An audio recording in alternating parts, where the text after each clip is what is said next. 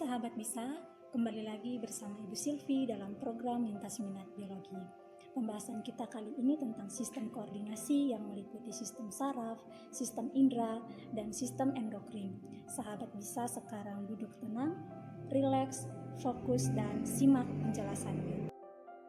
Sahabat bisa, ketika hujan turun dan tiba-tiba kalian melihat kilat di angkasa, apa yang biasanya terjadi? Biasanya, mata kita akan terpejam, mulut berteriak, diikuti gerakan menutup telinga. Selain gerakan tersebut, kalian juga dapat merasakan jantung kalian berdetak kencang, disertai rasa terkejut, bahkan terkadang rasa takut. Mengapa demikian? Saat kalian melihat kilat, ada dua macam gerak yang terjadi, yaitu gerak refleks dan gerak sadar. Gerak refleks terjadi saat mata segera terpejam dan mulut berteriak, sedangkan gerakan sadarnya berupa gerakan menutup telinga. Berbeda dengan gerak refleks, gerak sadar terjadi karena otak berpikir dengan cepat bahwa kilat biasanya diikuti oleh suara petir yang menggelegar. Keadaan tersebut membuat otak memerintahkan tangan untuk menutup telinga agar dapat meredam suara tersebut. Sedangkan reaksi terkejut pada saat kalian melihat kilat merupakan reaksi hormonal. Saat terkejut, tubuh kalian akan mengeluarkan adrenalin cukup banyak. Adrenalin yang banyak akan meningkatkan detak jantung. Detak jantung yang cepat juga mungkin terjadi akibat hipotalamus mengaktifkan sistem saraf simpatik. Kondisi ini memperlihatkan bahwa di dalam tubuh terdapat suatu sistem koordinasi, yaitu sistem hormon dan sistem saraf. Interaksi keduanya melibatkan sistem indera di dalam tubuh. Yang pertama, kita akan membahas tentang sistem saraf. Sistem saraf adalah salah satu bagian dari sistem koordinasi yang mengatur aktivitas tubuh melalui rangsangan listrik secara cepat. Sistem saraf mempunyai dua fungsi, yaitu sebagai penerima dan penghantar rangsang ke seluruh bagian tubuh dan memberikan tanggapan terhadap rangsangan tersebut. Komponen sistem saraf terdiri dari sel saraf atau neuron, sistem saraf pusat, dan sistem saraf tepi. Struktur sel saraf atau neuron dapat dilihat pada gambar berikut. Bagian yang pertama disebut dengan dendrit. Dendrit merupakan jaluran sitoplasma yang relatif pendek, bercabang-cabang, dan berfungsi menerima rangsangan untuk dikirim ke badan sel. Pada badan sel, rangsangan tersebut mulai diproses. Badan sel juga memiliki inti atau nukleus di bagian tengah. Setelah selesai diproses, rangsangan tersebut mulai berjalan ke akson. Akson berupa juluran sitoplasma yang panjang dan berfungsi menghantarkan rangsangan. Ujung akhir akson disebut akson terminal. Selain akson, ada juga yang disebut dengan sel Schwann. Sel Schwann merupakan penunjang sel saraf yang berfungsi menghasilkan selubung mielin. Selubung mielin ini berfungsi untuk melindungi akson dan memberi nutrisi. Oh ya, sahabat bisa, jika dipikir-pikir, kenapa ya kita bisa merasakan rangsangan dengan cukup cepat? Hal ini dikarenakan sistem saraf kita mempunyai nodus Renvier. Nodus Renvier ini berperan dalam mempercepat hantaran rangsangan. Bagian terakhir dari sel saraf adalah sinapsis. Sinapsis merupakan penghubung antara neuron yang satu dengan neuron yang lain. Sistem saraf pusat terdiri atas otak dan sumsum tulang belakang. Otak memiliki permukaan yang tidak rata karena adanya lekukan-lekukan. Terdapat dua macam lekukan pada otak, yaitu suklus dan girus. Kalau suklus, lekukan otak yang mengarah ke dalam. Sedangkan girus, lekukan otak yang mengarah ke atas. Otak manusia terdiri dari 3 bagian utama, yaitu otak depan, tengah, dan belakang. Perhatikan pada bagian otak depan. Perkembangan otak pada masa embrio menghasilkan perkembangan otak depan membentuk cerebrum atau otak besar.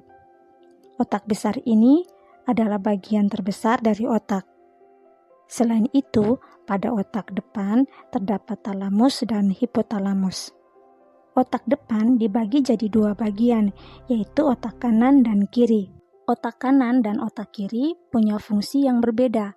Otak kanan mengatur kerja organ tubuh sebelah kiri, dan sebaliknya, otak kiri mengatur kerja organ tubuh sebelah kanan. Selain itu, otak kanan berpengaruh terhadap kemampuan kreativitas dan seni seseorang. Sedangkan otak kiri berpengaruh terhadap kemampuan analisis, logika, dan komunikasi. Ada 4 bagian atau lobus dari otak besar. Lobus ini punya fungsi yang berbeda-beda terhadap informasi yang masuk. Yang pertama, lobus frontalis. Lobus ini berperan dalam ingatan, emosi, bicara, dan gerakan yang terlatih. Yang kedua, lobus parietalis. Lobus ini berperan dalam mengatur sentuhan dan tekanan, serta pengenalan posisi tubuh. Yang ketiga, lobus temporalis. Lobus ini berperan dalam pengenalan suara dan memori. Dan yang terakhir, lobus occipitalis. Lobus ini berperan dalam mendeteksi dan mengolah cahaya dari penglihatan.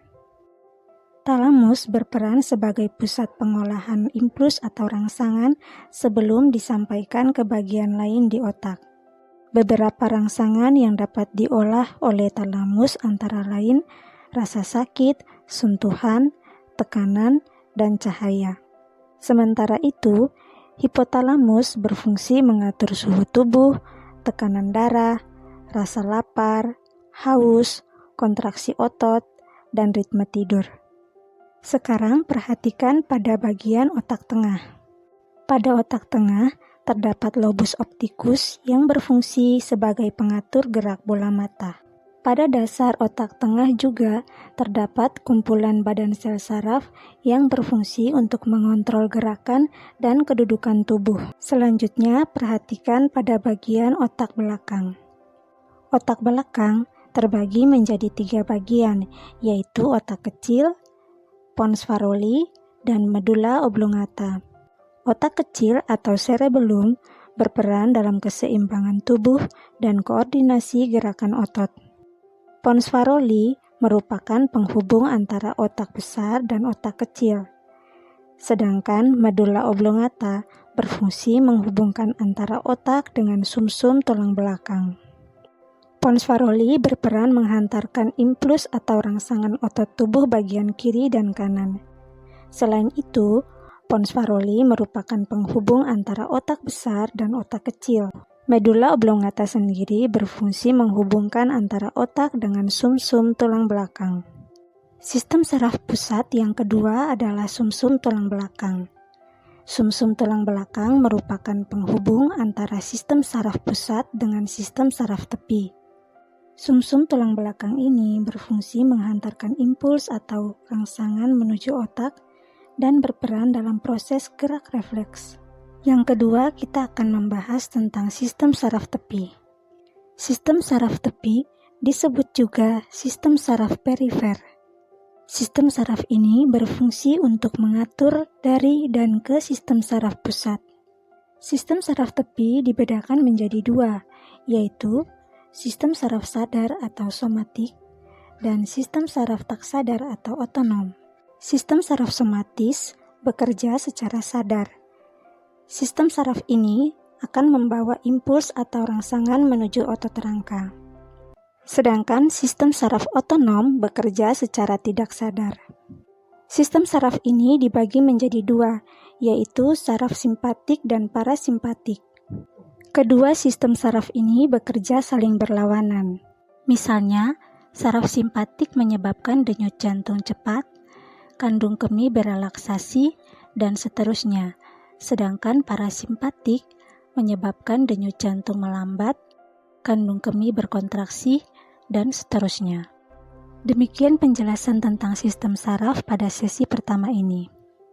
Sampai ketemu sahabat bisa di video pembelajaran berikutnya bersama saya Ibu Silvi di program Lintas Minat Biologi.